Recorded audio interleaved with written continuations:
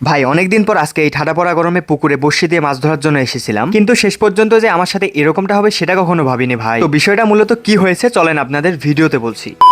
দুপুর 11:30টার দিকে বসে নিয়ে চলে আসি আমাদের পুকুরে মাছ ধরার জন্য। ভাই আজকে কিন্তু অনেক ঠাডা পড়া গরম পড়ছে, তবু আমার পেনিক কিরকম দেখেন, মাছ ধরার জন্য চলে এসেছি। আসলে আমাদের পুকুরে অনেক তেলাপিয়া মাছ হয়ে গিয়েছে, আব্বু তেলাপিয়া মাছ ছাড়েনি, তবুও অটোমেটিকলি অনেক তেলাপিয়া মাছ হয়ে গিয়েছে। এখন ধরে ধরে ওগুলা শেষ করতে হবে, শেষ করা তো আর যাবে না, শেষ করার চেষ্টা করতে হবে। এই তেলাপিয়া মাছ এত পরিমাণে খাদক কি আর বলি, পুরো পুকুরের খাবার ওরা একাই শেষ করে দেয়, মানে অন্য কোনো মাছদেরকে খাওয়ার সুযোগই দেয় না। যাই হোক, তো এখন চলে আসি মেন কথায়। তো মাছ ধরার মাঝামাঝি সময় একটা বড় তেলাপিয়া মাছ পেয়েছিলাম, কিন্তু সেটা ভিডিও করার আগেই পড়ে গিয়েছিল। এর পরবর্তীতে তার চেয়েও বড় আর একটা তেলাপিয়া মাছ পেয়েছিলাম, কিন্তু সেটাও ভিডিও করার আগে পড়ে গিয়েছিল। মানে কি বলবো, কপালটাই খারাপ।